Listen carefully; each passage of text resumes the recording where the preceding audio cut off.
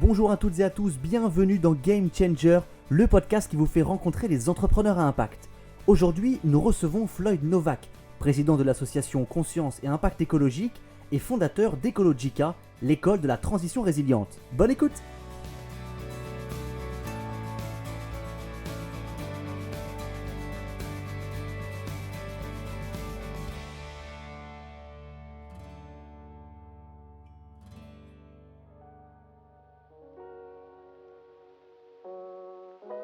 Bonjour Floyd Novak, bienvenue dans Game Changer. Vous êtes un entrepreneur, un acteur aux multiples casquettes que l'on va traiter évidemment aujourd'hui. Dans un premier temps, je vous laisse vous présenter et aborder brièvement votre parcours à nos auditeurs. Oui, merci de m'accueillir en tout cas. Donc effectivement, Floyd Novak, donc moi j'ai différentes casquettes. J'ai fait des études en transport logistique, en histoire et surtout en sciences politiques. Donc j'ai terminé à l'IEP de Lyon, à Sciences Po Lyon. Je suis également, j'ai été en fait le fondateur, le président et maintenant président fondateur de CIE, Conscience et Impact Écologique, qui est partie d'une toute petite association étudiante pour finir, en tout cas actuellement c'est une fédération nationale d'éducation populaire à la transition écologique qui est sur 4 régions. Avec plus de 3000 interventions réalisées. Je suis enseignant en écologie politique depuis 6 ans à l'école 3A, à l'ECAM, école d'ingénieurs, ainsi qu'à l'IEP de Lyon. Et puis je publie des ouvrages. Là, je viens publier un deuxième ouvrage qui porte sur la question du numérique et plus spécifiquement sur l'outil smartphone. Et je suis également élu à la mairie de Villeurbanne et à la métropole de Lyon. Je bosse essentiellement sur des thématiques en lien avec les déchets et secondairement avec le numérique et la publicité. Et donc là, je suis sur un projet d'entrepreneuriat de la création d'une école d'enseignement supérieur dédiée aux questions de transition écologique et de résilience, mais je l'évoquerai ensuite. Alors justement, pour revenir sur CIE, est-ce que vous pouvez développer un petit peu les missions précises de CIE et puis a fortiori votre rôle et vos missions dans l'association? Alors donc CIE, c'est comme je le disais, une fédération nationale d'éducation populaire à la transition écologique qui a une dimension généraliste sur bien des aspects, à la fois généraliste au niveau des publics, puisqu'elle intervient de l'école primaire jusqu'à la maison de retraite, si je veux simplifier, mais en passant par les entreprises, les centres sociaux, les MJC, les festivals de musique. Bref, il n'y a pas un type de structure en fait qu'on ne fait pas ou sur lesquels on n'intervient pas, donc ça nécessite du coup de bien sûr s'adapter en termes de pédagogie à chacun de ces types de publics et à chacune de ces réalités aussi, parce que le terrain il peut être divers et varié, même sur un même type de structure, bien entendu. Généraliste au niveau géographique, vous l'avez compris, puisque on intervient sur 4 régions, bientôt 5, ça évolue très très vite. Et puis généraliste aussi au niveau des thématiques, puisque on intervient sur 13 thématiques différentes, des trucs très classiques de type climat, alimentation, textile, etc., mobilité, déchets, et puis d'autres plus spécifiques, même si ça commence à devenir un petit peu plus répandu, comme le numérique, mais plus précisément aussi, comment est-ce qu'on amène un changement social dans la société? En gros, c'est bien de vouloir faire de l'écologie, mais comment est-ce qu'on fait en sorte que la société devienne vraiment écolo? Et donc s'appuyer sur les sciences sociales, pour nous, ça nous paraît extrêmement important. Donc on a une thématique changement social. On a également une thématique qui porte sur la définition de notre système économique, qui pose problème à notre sens, qui s'appelle productivisme néolibéral, le nom du système économique en tant que tel. Et voilà, donc c'est une association qui intervient auprès de tous ces types de publics-là et qui va chercher à susciter l'envie d'agir chez les publics, faire en sorte que on comprenne en fait la réalité des enjeux, mais pas seulement pourquoi est-ce qu'il y a un problème avec le climat, mais au-delà de ça, pourquoi est-ce que tout ça, ça a une dimension politique très très forte, et pourquoi est-ce que si on n'amène pas un petit peu si on s'intéresse pas aux questions de vision du monde et aux questions culturelles, en fait on peut être tous d'accord sur le diagnostic du climat, il n'y a pas de souci, globalement il n'y a plus beaucoup de climato-sceptiques aujourd'hui. Par contre sur les solutions on va être radicalement opposés, et c'est pour ça que c'est important pour nous de politiser ces sujets-là pour bien comprendre les différentes visions du monde, et forcément nous on va avoir des positions qui sont très claires. Donc on est politisé, on n'est pas partisan pour autant, bien entendu, je le précise. On n'a jamais dit voter pour tel ou tel parti dans une animation CIE, bien heureusement. On va chercher également à développer la capacité d'action des individus. Donc là, ça va passer par des ateliers, par des jeux, par des actions de terrain. Où on va amener des publics. Donc, des ateliers, il y en a des tas, hein, mais c'est pour apprendre à utiliser le numérique différemment, pour se réinterroger sur est-ce que c'est vraiment pertinent d'avoir autant d'outils différents, pour apprendre, je sais pas moi, à trier ses déchets, ça peut paraître très basique, mais surtout à réduire ses déchets. Comment est-ce qu'on fait au niveau vraiment opérationnel, hein, concrètement, avec un accompagnement des publics si c'est nécessaire. On va faire ça sur tout un ensemble de sujets, et puis actions de terrain, des gratifériats, des ramassages de déchets, des projections, tout un ensemble d'actions qui peuvent amener à développer cette capacité d'agir. Et puis, dans un troisième temps, c'est de l'accompagnement à la transition. Alors, sur des scolaires, c'est plutôt des clubs environnement. On va accompagner des élèves à monter des projets et on va développer justement là aussi leur pouvoir d'agir, mais de manière très concrète, puisqu'en même temps, ça accompagne l'établissement à être plus responsable et à mettre en place des solutions concrètes. Sur des entreprises, des restaurateurs, on va être sur un accompagnement beaucoup plus cadré, les notaires aussi, tiens. Maintenant, on fait les notaires. Beaucoup plus cadré avec un diagnostic préalable et puis des recommandations sur lesquelles on va les accompagner de A à Z jusqu'à la mise en place. Voilà.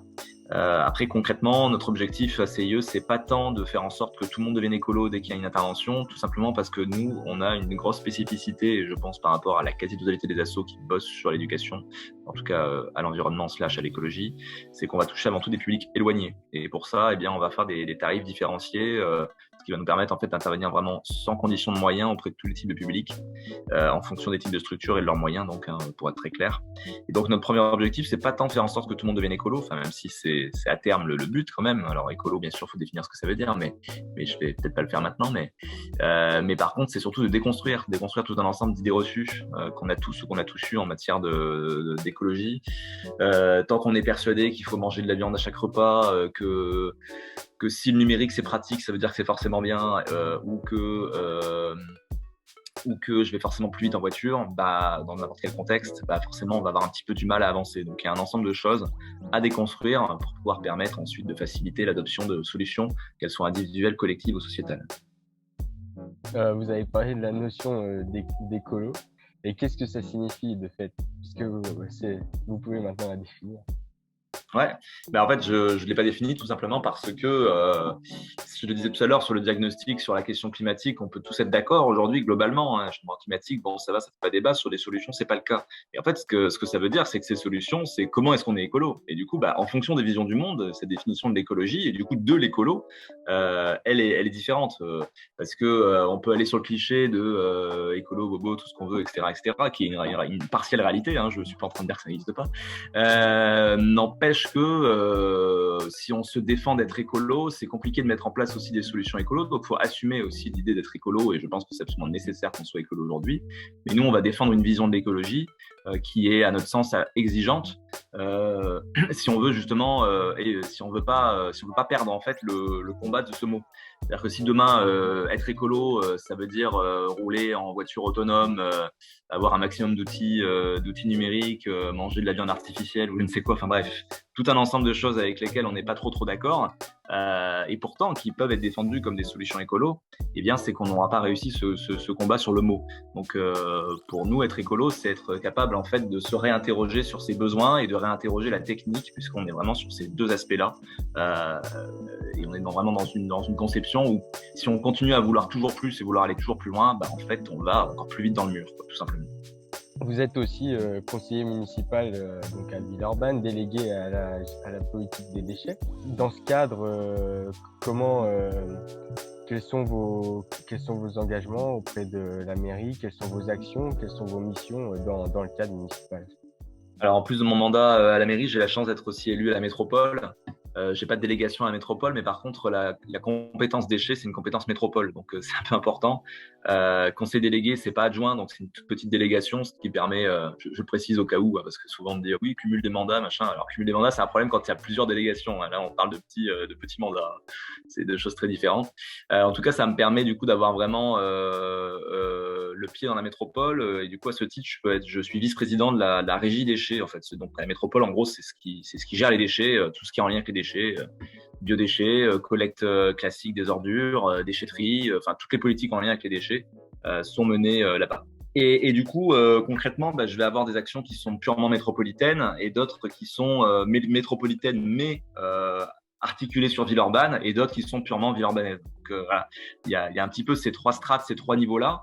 Mais pour vous donner quelques exemples, eh bien, par exemple, Villeurbanne s'engage à sortir du plastique dans les cantines scolaires, parce que c'est quand même 8000 barquettes plastiques par jour qui sont jetées. Hein. Donc on est sur quand même des volumes de déchets qui sont assez impressionnants et à passer à l'inox du coup d'ici quelques années. Donc ça c'est une politique très ambitieuse et en même temps qui est absolument nécessaire à mon sens. On va mettre en place dès l'automne de cette année la collecte sélective des biodéchets. Ça existe déjà à Lyon 7, ça a été expérimenté à Lyon 7, le deuxième terrain d'expérimentation. Ça va être Villeurbanne. Et donc là, ça veut dire qu'on va offrir à tous les citoyens la possibilité de valoriser leurs biodéchets. Ça va être ensuite composté en micro-industriel en périphérie, à Vénissieux, Saint-Priest, etc. Donc sur des sites qui vont ensuite servir à le retour à la terre, donc pour redynamiser les sols, des sols qui sont complètement morts par des décennies de béton, de pesticides et tout ce qu'on veut, et donc qu'il faut absolument revaloriser. Et c'est une solution qui est absolument indispensable pour faire face au changement climatique, parce que cette fameuse histoire des 1,5 degrés, là, de toute façon, on ne peut pas y arriver. Alors, déjà, c'est compliqué d'y arriver, mais on ne peut pas y arriver si on n'a pas aussi la possibilité de doper notre capacité à absorber du CO2. On parle souvent du sol et des forêts. En fait, le sol, pour qu'il puisse être en capacité de capter du CO2, c'est qu'il faut qu'il soit en bonne santé. Et le compost dope les capacités du sol à absorber du CO2.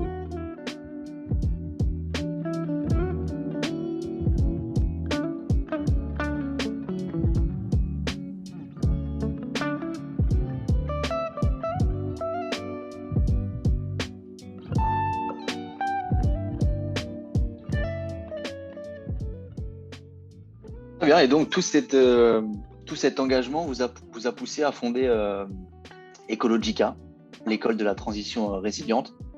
Parlez-nous de ce projet. De quoi s'agit-il précisément? Alors, effectivement, cet engagement, et puis mon expérience d'enseignement aussi, ça fait 6 ans que j'enseigne. Donc, en fait, l'idée d'Ecologica, elle part d'abord d'un échec. Enfin, moi, je le dis comme ça. Je vais pas faire de la mauvaise pub, c'est pas l'objectif, mais je dis on parce qu'on a été deux particulièrement l'autre personne, le président Anciela, et puis moi dans un second temps. On a accompagné la création d'une école il y a quelques années qui s'appelle Supécolidaire, qui a été un échec assez cuisant pour plein de raisons que je vais pas développer, parce que le but c'est pas de, comme je le disais, de faire vraiment de la mauvaise pub, mais en tout cas ça n'a pas du tout été au rendez-vous. Alors Supécolidaire a su une idée d'être l'école de la transition écologique, moi je suis plus du tout d'accord avec ça aujourd'hui, plein de raisons, et du coup voilà, je suis parti moi de Supécolidaire l'an dernier, et je suis un des derniers à être parti, enfin, je crois, je suis le dernier à être parti de toute la mouvance un peu écolo des associations de l'ESS, Économie sociale et solidaire, qui bossait avec Supécolidaire depuis des années. Et du coup, il y a une vraie volonté de la part de ce tissu-là d'avoir un vrai outil de formation qui soit adapté aux besoins de cette transition écologique et de résilience. Donc, vous avez compris qu'on a choisi le mot résilience pour plein de raisons, à la fois parce qu'il est plus ambitieux, plus fort formellement, puisque transition écologique, encore une fois, ça peut révéler derrière plein de choses en fonction des visions du monde, toujours pareil. Hein. Et puis aussi parce que transition écologique, c'est un petit peu galvaudé, et puis c'est un petit peu récupéré déjà par d'autres écoles. Donc, le but aussi, c'est de se différencier. Et donc, il y a deux choses. Donc, on a un vrai besoin aujourd'hui, en fait, quand vous allez dans l'ESS, association entreprise de l'ESS, qui mène des projets concrets qui changent le monde, concrètement, qui proposent de changer de modèle, eh bien, on a du mal à recruter. Non pas qu'on a du mal à recruter parce qu'on manque de candidats, ça, il n'y a pas de souci. Des gens qui veulent donner du sens à leur action, il y en a plein. Quand CIE fait une fiche de poste et la met en ligne, on a dans la foulée 30, 40, 50 candidatures, il n'y a pas de problème. Le problème, c'est plutôt d'avoir des personnes qui non pas soient compétentes, mais soient compétentes en cohérence avec une vision du monde. Et ça, c'est vrai à la fois pour le SS et pour les collectivités. Et moi, je le vois très bien en tant qu'élu. Si dans les services, on a quelqu'un qui est censé mener une politique particulièrement innovante, qui est censé rendre service et contribuer à ce changement de modèle, mais qui ne comprend pas le sens, qui n'a pas en fait la réalité, la vision du monde qui correspond à cette politique, eh bien cette personne-là soit va faire n'importe quoi, soit va pas réussir à mener cette politique. Et ça, on le vit constamment en fait depuis 2 ans. Enfin constamment, en tout cas souvent plutôt, je vais le dire comme ça. Voilà. Et donc on a besoin d'un outil de formation qui forme à cette réalité, qui forme à comprendre comment est-ce qu'on fait pour changer le monde, parce qu'en fait on va pas se mentir. globalement, tout le monde sait qu'il faut changer le monde. Alors, vous avez bien compris qu'on ne va pas tous dans le même sens au niveau des solutions, mais pour autant, personne ne sait vraiment comment on fait, hein, en réalité. Parce que on est dans une société qui ne va pas du tout dans le sens de réinterroger nos besoins, réinterroger la technique, comme je l'expliquais tout à l'heure. Et donc, ça, c'est la première chose. Et puis, l'autre chose, c'est que moi, en tant qu'enseignant, je vois depuis des années des écoles où on enseigne, on nous fait intervenir moi ou des collègues à moi qui font à peu près le même type de travail, mais peut-être dans des disciplines différentes comme l'anthropologie, ou des associations. CIE intervient dans beaucoup d'écoles d'enseignement supérieur. Et en fait, ce qui se passe, c'est que les écoles nous disent salut, on a besoin d'un cours sur l'écologie, faites ce que vous voulez. Là, on vous donne 15, 20, 30 heures, peu importe. On fait notre truc, les étudiants dans notre cours ou dans d'autres cours, voilà, comme je disais, anthropologie par exemple, sont à fond, comprennent vraiment ont des clés de compréhension du monde, ont un regard critique, comprennent ce qu'il faudrait changer par rapport à la situation actuelle. Et puis après, ils vont faire des cours d'école de commerce, on va leur expliquer comment vendre des merdes, quoi. Pardon, je suis un peu vulgaire, mais vous avez compris que c'est de manière un petit peu directe ce qui se passe. Et en fait, on change pas le modèle, on change pas du tout la cohérence globale en fait du système actuel. Et à Sciences Po, c'est un peu pareil dans une moindre mesure. C'est plutôt au niveau des politiques publiques, mais on n'a pas non plus changé de logiciel de lecture. On est toujours en fait à apprendre les mêmes types d'auteurs, à avoir une même approche philosophique qui est celle du libéralisme tout à fait classique. Et donc, Ecologica va assumer l'idée qu'il y a un changement de modèle politique et économique à faire. Et ça, il me semble que dans l'enseignement supérieur, ça n'existe pas jusque-là, je n'ai jamais vu ça. Et d'autre part, va prendre le format d'une SIC. Alors, une SIC, c'est une entreprise de l'ESS, Société coopérative d'intérêt collectif, qui va permettre d'avoir une gouvernance réellement et forcément partagée, on n'a pas le choix de toute façon, entre l'ensemble des parties prenantes, puisque toutes les parties prenantes vont avoir une part sociale, et que vous ayez une part sociale ou 100 000, dans une SIC, vous avez le même droit de vote. Ce qui change absolument tout. Et du coup, la gouvernance est même beaucoup plus exigeante que dans la quasi-totalité des associations qui peuvent exister. Donc, un gros avantage, en fait, une grosse spécificité de l'école, ça va être ça. Et puis, ça va être aussi un prétexte pour nous, pour la participation étudiante, la participation des partenaires, l'intégration des enseignants aussi dans la vie de l'école. Et puis, bien entendu, un prétexte aussi pour utiliser le format de la SIC dans les enseignements, dans les évaluations. Toute cette dimension participative, elle va être hyper intéressante et hyper importante pour nous, pour proposer quelque chose qui est assez innovant de ce point de vue-là, tout en ayant à l'esprit que la plupart des enseignants qui vont bosser à Ecologica sont issus du monde universitaire, j'en fais partie, et on est bien conscient qu'il est absolument nécessaire de ne pas tomber dans le piège dans lequel tombent la plupart des écoles privées, qui est de dire si tu payes, t'as ton année, quoi. C'est-à-dire qu'il faut quand même qu'il y ait une exigence. Je dis la plupart, il y a des exceptions bien sûr. Il faut quand même qu'il y ait des exigences très claires sur un niveau universitaire, sur un niveau étudiant, un niveau à l'écrit, un niveau à l'oral, bref, des choses qu'il faut avoir maîtrisées si on veut aussi être crédible, parce que derrière, nous, on va délivrer des crédits européens, comme toutes les écoles. Et si on délivre pas les crédits européens, si on délivre des crédits européens mais qu'on n'est pas crédible, justement, d'un point de vue du niveau des étudiants qu'on fait sortir de l'école, eh bien, on va très très vite avoir l'impression qu'Ecologica, c'est un peu une blague. Voilà. Donc ça, c'est en quelques mots. Après, les enseignements concrètement, je ne sais pas quel niveau de détail vous voulez, mais les enseignements concrètement, ils vont être en 3 blocs. Un premier bloc est vraiment sur le fil rouge, où vraiment on va comprendre les données scientifiques, de sciences dures, de sciences humaines, plus de sciences humaines que de sciences dures, mais il y aura quand même des sciences dures, parce qu'il faut comprendre un petit peu de chimie, un petit peu de physique, un petit peu de bio, si on veut pouvoir saisir un certain nombre d'enjeux, mais bien sûr de l'économie politique, de la philosophie politique, des sciences politiques, de l'anthropologie, aussi beaucoup de choses qui vont nous amener à avoir ces clés de compréhension du monde dont je parlais tout à l'heure. Et puis en sortant un petit peu des cadres classiques de la fac, où on va pas se mentir, les pédagogies sont souvent un petit peu vieillissantes et un petit peu classiques, un petit peu ennuyantes.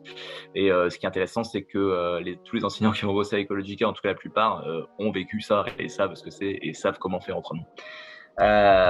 C'était un petit peu leur quête personnelle ces dernières années, de moi particulièrement peut-être, mais plein d'autres tout autant. Deuxième bloc sur les compétences. Alors des compétences pour la plupart qui vont être assez classiques, comme dans d'autres écoles, sauf que là, deux spécificités, c'est qu'elles sont au service du fil rouge, donc de cette approche philosophique qui n'est pas celle du libéralisme classique, mais qui est plutôt une approche de l'écologie politique. Voilà, donc ce qui change quand même pas mal de choses dans la manière d'apprendre ces compétences. Et d'autre part, au service aussi des débouchés, c'est-à-dire des partenaires notamment, donc de l'ESS et des collectivités, qui du coup vont aussi avoir leur propre spécificité. On n'apprend pas pareil le management quand on va bosser bosser dans une entreprise du CAC 40 ou quand on va bosser dans une PME de l'ESS ou dans une collectivité publique. Voilà, et puis un troisième bloc qui est le terrain. Alors le terrain, on pense souvent stage et alternance. Oui, évidemment, bien sûr, stage et alternance, mais aussi on va proposer des missions. Les partenaires vont proposer des missions aux étudiants, des missions concrètes qui vont allier du coup théorie et pratique. Et puis surtout, la dimension qui est aussi une force à mon avis de l'école demain, c'est la dimension terrain, expérimentation, c'est-à-dire donner du sens à son action, du sens à ce qu'on apprend en théorie par la pratique, gagner en autonomie aussi, savoir comment est-ce qu'on peut se débrouiller aussi par soi-même sur plein d'aspects. Je pense à des réparations d'objets, je pense à l'agriculture, je pense à apprendre à savoir installer Linux sur des ordinateurs, je pense à du compostage, je pense à plein de choses en fait dans ce style-là. En fait, l'idée c'est d'avoir une offre, mettons de 10-15 chantiers, rénovation bâtiment aussi par exemple, bref, que les étudiants peuvent choisir chaque semestre et ils vont partir en mélangeant un peu les promos avec des partenaires du coup qui vont du coup allier qui vont donner des savoir-faire pratiques et qui vont donner du sens et qui vont permettre à ces étudiants-là demain d'être vraiment efficaces, de vraiment comprendre ce qu'il faut faire quand demain ils doivent mener des projets alimentaires, que ce soit dans le SS ou les collectivités. S'ils sont pas à un moment ou à un autre mis les mains dans la terre, je vais y arriver, eh bien ils risquent de pas être tout à fait conscients des réalités du terrain. Et du côté du marché, de l'embauche, des employeurs, dans quelle mesure ces compétences sont recherchées, dans quelle mesure finalement ces étudiants-là qui seront formés à tous les enjeux que vous avez évoqués vont pouvoir s'insérer sur le marché de l'embauche après? Bon, disons que nous, on fait le pari de ne pas se positionner sur la RSE, parce que 99% des écoles qui parlent d'écologie parlent de RSE. Je dis pas que c'est pas utile, je dis pas que ça change pas des choses à la marge, etc. Moi, j'ai vu, sans rire, je pense, plusieurs centaines de personnes abandonner l'idée de changer les choses de l'intérieur grâce à la RSE, grâce au fait qu'ils s'étaient chargés de mission de développement durable, etc. Parce qu'en fait, ce sont des postes qui sont éreintants, où en fait, il n'y a pas forcément beaucoup de moyens, et surtout, en fait, comme je le disais, on change les choses à la marge. Tant qu'on est dans une logique où il faut produire toujours plus parce qu'il y a la concurrence derrière, et je comprends, du coup, je jette même pas la pierre à qui que ce soit, en fait, dans cette histoire. Je suis pas du tout dans une logique de dire « Ah, les méchants, machin », pas du tout. Mais on est enfermé aussi dans une logique, dans un système qui nous empêche de voir différemment. Eh bien, on aura du mal, à mon sens, à vraiment faire bouger les lignes. Donc, il faut repartir sur de bonnes bases. Et pour moi, l'ESS, c'est vraiment la meilleure des occasions pour ça, parce que ces spécificités, elles changent tout, en fait, changent la donne complètement. Et donc, c'est la raison pour laquelle les deux gros débouchés, ça va être l'ESS, d'une part, association collectivité, mais aussi peut-être entrepreneuriat, parce qu'en fait, il y a beaucoup de projets dont on a besoin sur l'ESS, sur plein de territoires, et qu'on n'a pas. Je vous donne un exemple, des ateliers de réparation d'objets, de location d'objets, de mise en commun, etc., etc. La métropole, elle est prête à signer les chèques, il n'y a pas de souci, mais il n'y a personne qui est dessus. Et ça, c'est juste un micro-exemple. On a de manière plus générale en fait dans l'ESS et puis plus généralement en fait dans la transition écologique et sur les questions de résilience, forcément des métiers qui se créent. Il y a 10 ans, vous regardez ce qui se passait en termes d'associations et d'entreprises de l'ESS sur Lyon par exemple. Le but c'est pas d'être l'école de la transition résiliente de Lyon. C'est pas, certes on va être sur Lyon, mais on va travailler. L'idée c'est de travailler avec des partenaires divers et variés sur plein de territoires. Eh bien, vous regardez ce qu'il y avait il y a 10 ans, c'est bien simple, il n'y avait rien en fait. Il y avait quasiment rien. Il y a une association qui s'appelle Anciela que j'ai citée tout à l'heure qui fait un guide des initiatives envie d'agir sur le territoire. Ils ont fait le premier en 2016, ils faisaient cette taille-là. En 2018 ou 2019, je sais plus, ils faisaient cette taille-là. Aujourd'hui, le dernier exemplaire, il est comme ça, quoi. Parce qu'il y a plein de trucs qui fleurissent et c'est très bien. Et tout ça, derrière, c'est des structures qui sont pour la quasi-totalité employeuses et qui grossissent. L'exemple de CIE, il est pas mal, mais il y en a des tas d'autres.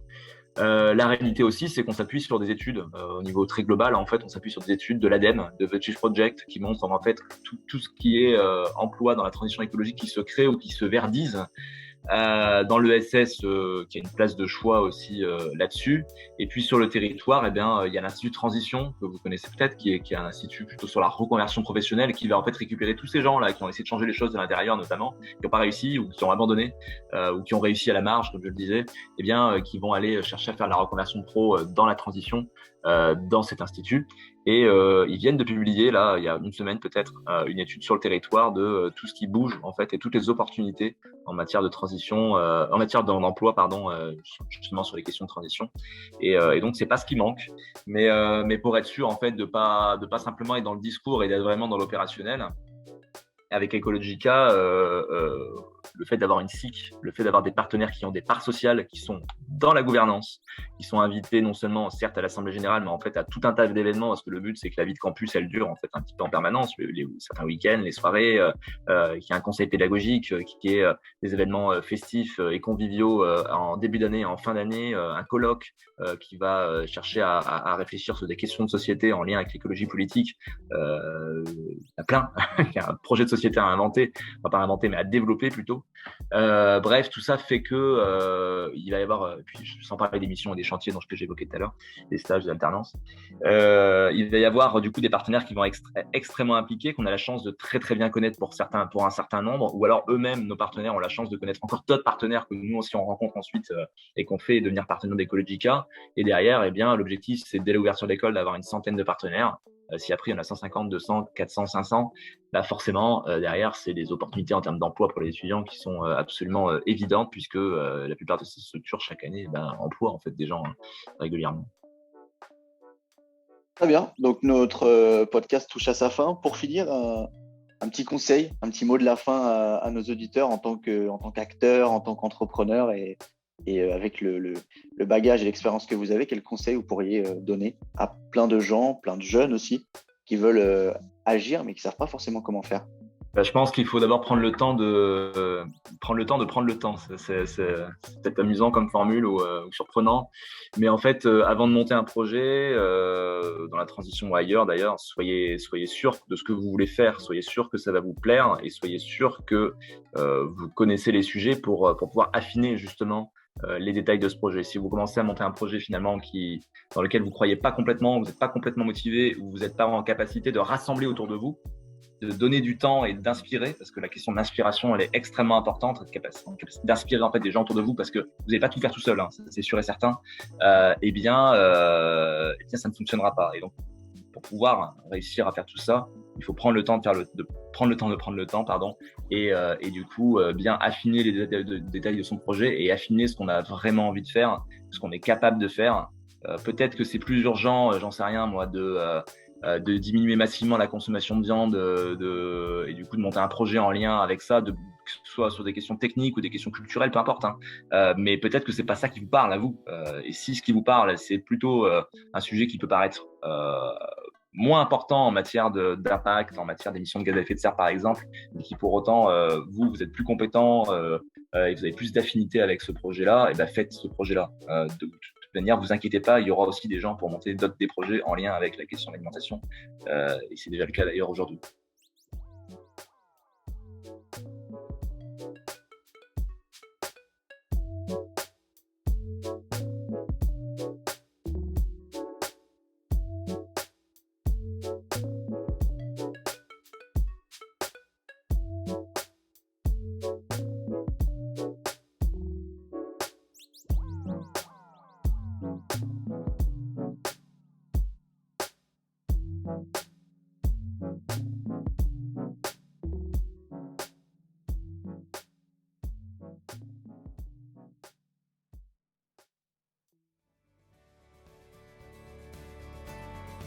Merci à toutes et à tous pour votre écoute. J'espère que cet épisode avec Floyd Novak vous a plu. Je vous invite à aller nous rejoindre sur la page Instagram de l'émission Game Changer Podcast pour ne rien rater des prochaines sorties. Et je vous dis à jeudi prochain 18h pour un prochain épisode.